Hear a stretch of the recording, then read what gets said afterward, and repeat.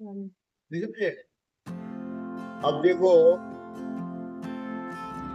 हम सभी ये बोलते हैं श्री गुरु चरण सरोज रज मन मुकुर सुधार। हनुमान टीसा पढ़ने से पहले आप हनुमान टीसा बोलते हो, श्री गुरु चरण बोलते हो। तो ऐसे ही जैसे कोई भी पाठ करो, अगर पहले गुरुओं को याद करोगे उसकी शक्ति के गुण ज्यादा बढ़ेंगे। हमारा सनातन धर्म है, हम ये नहीं कहते कि आप जहाँ आए हो आपके गुरु प्रभु मालिक दिए हैं या भगवान कृष्ण को मानो, ये मानो तो ठीक है। अगर नवरात्रि के दिन है, आप दुर्गा की पूजा कर रहे हो, नवरात्रि का पाठ रखा, दुर्गा सप्तमी का पाठ कर रहे, दुर्गा चरित्र पढ़ रहे हो, पहले गुरुओं को याद करो, ठीक है। और आपके गुरु हो गया प्रभु मालिक, यानी कि पहले बोलो जय श्री कृष्ण, जय श्री प्रभु मालिक, और उसके बाद दुर्गा चरित्र पढ़ो। और मान लिया आप शिव जी पे जल चढ़ा रहे हो, ओम नमः शिवाय कर रहे, शिव जी पे जल चढ़ा रहे हो, चाहे शिव जी पे जल चढ़ाओ, लेकिन पहले बोलो अपने गुरुओं को याद करो, नहीं। फिर उस चीज की पूजा करे, उसकी शक्ति के गुण ज्यादा बढ़ जाएगी। अब देखो, परमात्मा का परमात्मा शिव जी का मालक यही है। परमात्मा नहीं कहता मेरा पाठ करो, और परमात्मा ये भी नहीं कहता जो मेरा पाठ नहीं करेगा मैं नाराज हो जाऊंगा। परमात्मा हमारा माता पिता है, जैसे आपके बच्चे हैं तो आप उनसे नाराज नहीं होते।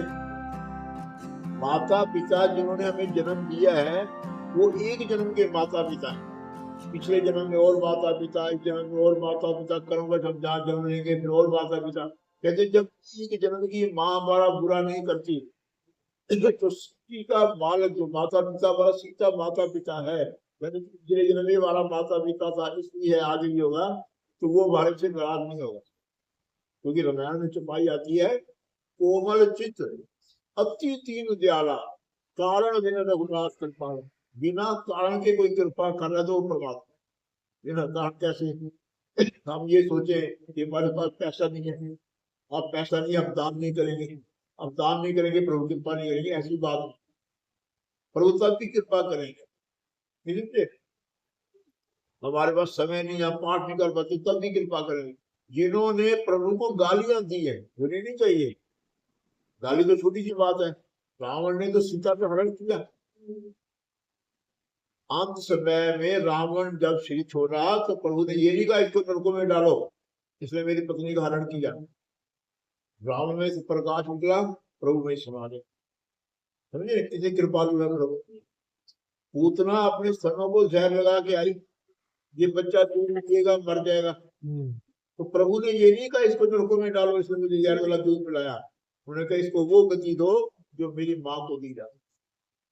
यानी कि परमात्मा इतने दयालु हैं, वो हमारे माता पिता है। लेकिन संत महात्मा गुरु हमारे माँ पर क्यों कहते हैं कि नाम जपा करो, पाठ किया करो, सिमरन किया करो, क्यों कहते हैं? जब हम नहीं जानते कि अगर पाठ नहीं करोगे तब प्रभु कृपा करेंगे। वो इसलिए कहते हैं कि हमारे माथे में ये कलंक ना लगे कि ये आदमी एहसान खराब हो। एहसान खराब समझो, जो किए हुए उपकार को ना माने। अब परमात्मा के हमारे ऊपर कितने उपकार है, कितने उपकार है। सबसे बड़ा उपकार ये है, उसने हमें 84 लाख अपने से ऊपर बड़ी जन्म दिया। हमारे को जो अपने जन्म मिला है ये प्रभु की कृपा से मिला है। ये सच है कि हमें अच्छे कर्म करने चाहिए। अगर हम ये सोचते कि पिछले जन्म में हमने अच्छे कर्म किए थे तो हमें मनुष्य जन्म मिल गया, तो ये भी सच नहीं है। क्यों सच नहीं है? इसलिए सच नहीं है कि पिछले जन्म में मान लिया हम कुत्ते थे, घोड़े थे, हाथी थे, तो आज तक दुनिया ना, तो हम क्या कर्म अच्छा कर सकते? इसलिए कहा गया करुणा करके भी कृपा दीनी न स्वर दे, यानी कि परमात्मा ने कृपा करके हमारे को कुछ बना।